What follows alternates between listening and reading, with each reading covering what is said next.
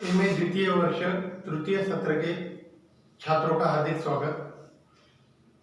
कल तक की तासिका के अंतर्गत हमने आदिकालीन साहित्य की विशेषताएं और प्रवृत्तियां, रासों तथा रहस्य शब्द के जो विभिन्न अर्थ है उनके बारे में परिचय प्राप्त किया। आगे चलकर आज का जो हमारा घटक है वह है आदिकालीन जैन सिद्ध नाथ साहित्य का परिचय। आदिकाल में सिर्फ वीर गाथात्मक तथा श्रृंगार परक साहित्य सृजना नहीं हुई, इसके व्यतिरिक्त सिद्ध नाथ तथा जैन साहित्य की भी सृजना हुई है। सर्वप्रथम जैन साहित्य जो लिखा गया उसके बारे में जानकारी हम प्राप्त करेंगे। जैन साहित्य के अंतर्गत प्रमुखता से कुल 3 कवियों का यहाँ पर जिक्र होता है। उसमें पहला है स्वयंभू, जिनका कार्यकाल 8वीं शती में रहा है। उन्होंने पौंचर्यो नामक राम कथा लिखी है तथा रिट्ठनेमिचर्यु, यह 2 रचनाएं उन्होंने लिखी है। रिट्ठनेमिचर्यु की जो कथा वस्तु है वह कृष्ण काव्य से संबंधित है। राम काव्य लिखा गया वह पौंचर्यो में और रिट्ठनेमिचर्यु में कृष्ण काव्य लिखा गया। अब जैन साहित्यकार होने के कारण स्वयंभू ने अपने इन काव्यों के नायकों को जैन धर्म के अनुसार चित्रित किया है। अपने जैन धर्म का प्रचार प्रसार करने हेतु उन्होंने पौंचर्यु तथा रिट्ठनेमिचर्यु इन 2 काव्य ग्रंथों की सृजना की है। इनके उपरांत दूसरे जिस कवि का नाम यहाँ पर लिया जाता है वह है पुष्पदंत, जिनका कार्यकाल या जन्म 10वीं शताब्दी में माना जाता है। उनके द्वारा लिखे गए ग्रंथों के नाम है महापुराण, जसहरचर्यु, और इन 2 ग्रंथों में उन्होंने जैन मत का प्रचार प्रसार किया है। महापुराण नामक जो इनके द्वारा लिखा गया ग्रंथ है, इसमें कुल उन्होंने 63 महापुरुषों की कथाओं का संकलन किया हुआ है। और पुष्पदंत ने इस महापुराण नामक ग्रंथ के द्वारा अपने जैन धर्म का प्रचार प्रसार एवं जैन मत का किस प्रकार प्रभाव है इसके बारे में जानकारी वहां पर दी है। अब जैन साहित्य के अंतर्गत तीसरे जो कवि आते हैं वह है धनपाल, जिनका जन्म 10वीं शती में माना जाता है। जिनके द्वारा लिखित ग्रंथ का नाम है भविष्यत कथा, जो एक वणिक की कथा है। उसी प्रकार भरतेश्वर बाहुबलीरास, यह एक काव्य ग्रंथ जो शालिभद्र सूरी नामक जैन कवि द्वारा लिखा गया है। कुछ ऐसी यह प्रमुख कृतियां जो कि जैन साहित्य के अंतर्गत इन जैन साहित्यकारों द्वारा लिखी गई।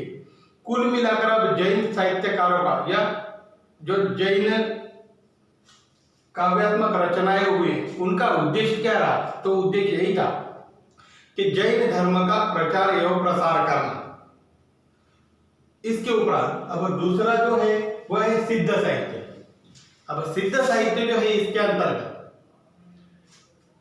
सिद्ध जो है वह नालंदा तथा तक्षशिला, इन 2 जगहों पर बौद्ध सिद्ध साधना के केंद्र उन्होंने बनाए थे। अब यह सिद्ध जो है यह संख्या में 84 माने जाते हैं। इससे पूर्व जैन साहित्यकारों का हमने यहाँ पर जिक्र किया, वो कुल संख्या में 12 माने जाते हैं। उनमें से कुछ प्रमुख कवियों का हमने परिचय प्राप्त किया है। अब यह जो सिद्ध है यह कुल 84 माने जाते हैं। अब नालंदा तथा तक्षशिला में इनके साधना के केंद्र थे और इनका भी उद्देश्य यही था कि अपने बौद्ध सिद्ध धर्म का प्रचार एवं प्रसार करना। अब इनमें भी कुछ प्रमुख कवियों के नाम यहाँ पर आते हैं, जिनमें प्रथम है सरहपा, जिसके कई नाम यहाँ पर दिखाई देते हैं, जैसे कि सरोपाद है, सरोजुत आदि नाम इनके जाने जाते हैं। अब सरहपा नामक जो कवि है इन्होंने दोहा कोश नामक रचना यहाँ पर लिखी हुई है। अब इस दोहा कोश का प्रमुख उद्देश्य यही है के बाह्याडंबर जो है उसका विरोध करना, जाति पाति का जो भेद माना जाता था इन बातों का विरोध करना तथा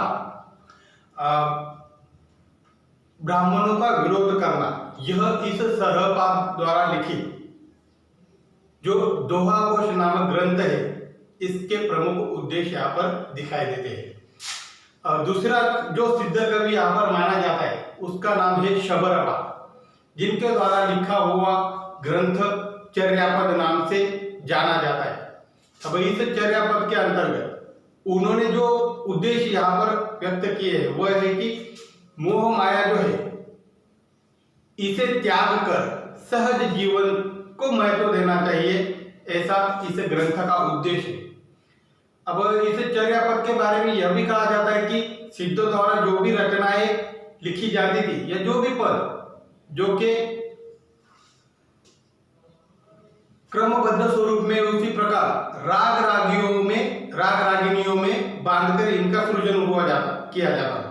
अब इन चर्यापदों का गायन जो है वह यज्ञ अनुष्ठान या पर्व जो राजा मनाते थे उस समय इनका गायन हुआ करता था, जिस कारण सिद्धों के इन चर्यापदों का अलग सा महत्व वहां पर दिखाई देता है। अब तीसरे सिद्ध कवि की अगर बात करें तो वह है लुईपा, जो कि शबरपा के शिष्य माने जाते हैं। सबसे ऊपरी स्थान जो है सिद्ध कवियों में इस लुईपा को दिया गया है।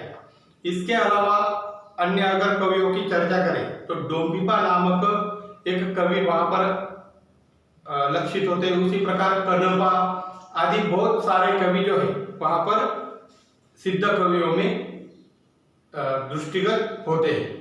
अब इसके ऊपर तीसरे जो साहित्य सृजन करने वाला एक कवि वर्ग था वह नाथ कवियों के नाम से जाना जाता है। अब यह जो नाथ है यह संख्या में 9 थे। सिद्धों की वामाचार भोग प्रधान योग साधना के विरुद्ध इन्होंने अपनी नाथ साधना का प्रचार एवं प्रसार किया। सिद्धों की जो साधना थी वह वामाचार यानी भोग प्रधान साधना थी, जिसका विरोध स्वरूप या उस विचारधारा के विरुद्ध इन्होंने अपनी नाथ साधना यहाँ पर आरंभ की। और इनका प्रमुख उद्देश्य जो है वह इंद्रिय निग्रह, प्राण साधना, कुंडलिनी जागरण आदि इनका प्रमुख उद्देश्य था। अब इन 9 नाथों में सबसे प्रमुख स्थान जो है वह मत्स्येंद्रनाथ का आता है। उसी प्रकार गोरक्षनाथ, जिन्हें अलग अलग नामों से यहाँ पर विद्वानों द्वारा इनका जिक्र किया गया है, जैसे कि गोरक्षनाथ को गोरखनाथ आदि नामों से यहाँ पर जाना जाता है। अब गोरखनाथ जो है इनका जन्म 13वीं सदी में माना जाता है। गोरखवाणी नामक इनका काव्य संग्रह है, जिसमें साखी शबद रमैनी का उचित मात्रा में प्रयोग उनके द्वारा हुआ है। उसी प्रकार दूसरे जो कवि है मच्छिंद्रनाथ, उन्होंने भी यहाँ पर काव्य सृजन किया हुआ है। उसी प्रकार कालिपनाथ, गाहिनीनाथ, चौरंगीनाथ, भरथरीनाथ आदि यह नाथ कवियों के नाम यहाँ पर गिनाए जाते हैं।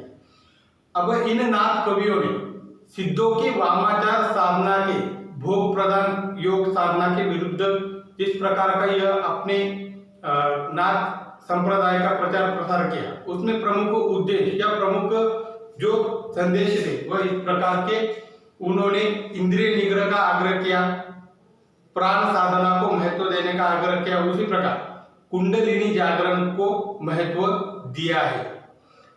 कुल मिलाकर अगर आदिकालीन श्रृंगार तथा वीर गाथात्मक काव्यों को छोड़कर जो अन्य ग्रंथ लिखे गए वह जैन सिद्ध तथा नाथ साहित्य के अंतर्गत आते हैं। अब कुल मिलाकर जैन सिद्ध नाथ इस साहित्य का अगर जो एक साहित्य की देन अगर मानी जाए तो वो कौन से उद्देश्य वहां पर निहित होते हैं। तो देखिए, जात पात का जो भेद था इस बात का विरोध करना, उच्च नीचता की भावना का विरोध करना, पाखंड आडंबर जो है इसका विरोध करना, उच्च वर्गीयों द्वारा निम्न वर्गीयों का जो हो रहा है शोषण है, इसका विरोध करना। एक प्रकार से तत्कालीन समाज में जन सामान्य के लिए इन जैन सिद्धनाथ द्वारा लिखे गए साहित्य का अहम योगदान रहा है, ऐसा मानना तर्कसंगत रहेगा। अगला जो घटक है इसके बारे में हम कल की तासिका में चर्चा करेंगे। धन्यवाद।